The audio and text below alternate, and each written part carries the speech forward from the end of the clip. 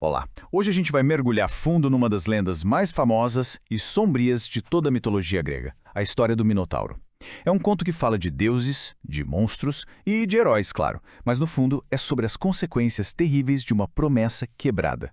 Pois é, essa pergunta é o ponto de partida de tudo, porque o centro desse mito todo não é só a criatura, mas o que acontece quando o orgulho de um rei fala mais alto que a palavra dada. Vamos entender como essa história se desenrola. Então, para a gente entender de onde veio o Minotauro, a gente precisa voltar um pouquinho no tempo. Lá pro comecinho de tudo, foi quando o rei Minos de Creta, querendo provar que merecia o trono, fez um pedido muito arriscado ao deus do mar. A história é a seguinte. Minos pediu a Poseidon um sinal de que os deuses estavam com ele, e o sinal veio. Um touro espetacular, branco como a espuma do mar, que saiu das águas. A promessa de Minos era simples, sacrificar aquele animal incrível em honra a Poseidon. Só que, ao ver a beleza do touro, a cobiça foi mais forte. Minos ficou com o touro para ele e sacrificou um outro qualquer no lugar, achando que Poseidon nem ia notar. Péssima ideia. E a vingança divina, ela não veio com raios e trovões, foi algo muito mais pessoal e bem bizarro, para dizer o mínimo. A deusa Afrodite, para punir Monos, fez com que a esposa dele, a rainha Pasífae, sentisse uma paixão louca, incontrolável e completamente antinatural por aquele mesmo touro branco. E dessa união proibida nasceu o Minotauro. Metade homem, metade touro. Uma criatura que simplesmente não pertencia a este mundo. E por ser fruto de algo tão fora da natureza, a sua fome também era. Ele precisava de carne humana para sobreviver. A promessa quebrada de Minos agora tinha um rosto e um apetite monstruoso. Bom, agora Minos tinha um probleminha monstruoso para resolver. E a solução que ele encontrou para esconder a própria vergonha acabou arrastando outra cidade, Atenas, para dentro dessa história trágica. Aconselhado por um oráculo, Minos foi atrás do maior inventor da época, um gênio chamado Dédalo, e deu uma missão para ele: construir uma prisão da qual fosse absolutamente impossível escapar. E assim, ali perto do palácio de Knossos, foi construído o famoso labirinto, uma estrutura tão confusa, tão complexa, que o monstro ficaria preso lá dentro para sempre.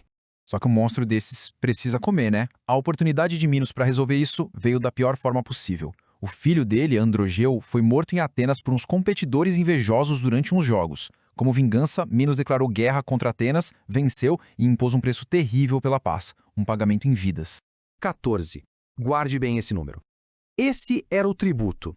Todo ano, 7 rapazes e 7 moças de Atenas eram enviados a Creta.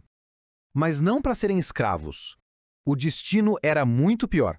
Eles eram jogados um a um dentro do labirinto para servirem de comida para o Minotauro. Um lembrete cruel e sangrento do poder de Creta sobre Atenas. Essa situação terrível durou anos, com Atenas vivendo sob essa sombra de medo. Até que um dia, um jovem príncipe decidiu que já chegava. Ele não ia ser mais uma vítima, ele ia ser o caçador. O nome dele era Teseu, filho do rei de Atenas. Imagina a coragem. Ele se ofereceu para ir junto com os outros jovens como um dos tributos. Só que ele tinha um plano muito claro: entrar no labirinto, sim, mas para pôr um fim naquele ciclo de morte de uma vez por todas. Antes de partir, Teseu fez uma promessa muito importante ao seu pai, o rei Egeu.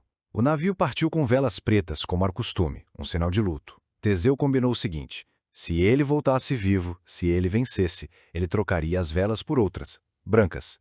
Um detalhe que parece pequeno, mas que vai selar o destino de todo mundo. E a ajuda que Teseu precisava veio de onde menos se esperava. Lá em Creta, a própria filha do rei Minos, Ariadne, se apaixonou pelo herói ateniense. Ela o procurou em segredo e deu a ele a chave para a sobrevivência. E não era uma arma mágica, não. Era uma coisa bem simples. Um novelo de lã e um plano genial para ele nunca se perder lá dentro. Então, armado com a sua coragem, a espada do pai e o fio de Ariadne, Teseu entrou no coração da escuridão. O que aconteceu lá dentro foi uma vitória heróica, mas que, logo em seguida, foi ofuscada por uma tragédia inesquecível. Seguindo o fio, Teseu andou por aqueles corredores sem fim, encontrou o Minotauro e, depois de uma batalha feroz, conseguiu matar a criatura. Ele usou o mesmo fio para encontrar o caminho de volta, resgatando a si mesmo e aos outros jovens atenienses.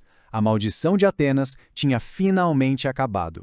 Mas na euforia da vitória, na pressa de fugir de Creta com Ariadna e com os outros, no meio de toda aquela adrenalina, um detalhe vital foi esquecido.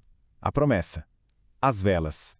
E é aqui que a história tem a sua virada mais cruel. Dia após dia, o rei Egeu ficava no alto de um penhasco, olhando o horizonte, esperando. Quando ele finalmente avistou o navio do filho, ele viu as mesmas velas pretas da partida. Dominado pela dor, acreditando que Teseu estava morto, ele se atirou do penhasco para as águas. E aquele mar, até hoje, carrega o nome dele, o Mar Egeu, um memorial eterno a uma promessa esquecida. Teseu voltou como o herói que libertou seu povo, mas também como o filho que, por um simples descuido, causou a morte do próprio pai. Isso nos deixa com essa reflexão. O que define o resultado? O monstro derrotado ou o rei perdido? Fica aí a questão de como, às vezes, o maior dos triunfos pode carregar dentro de si a semente da maior das tragédias.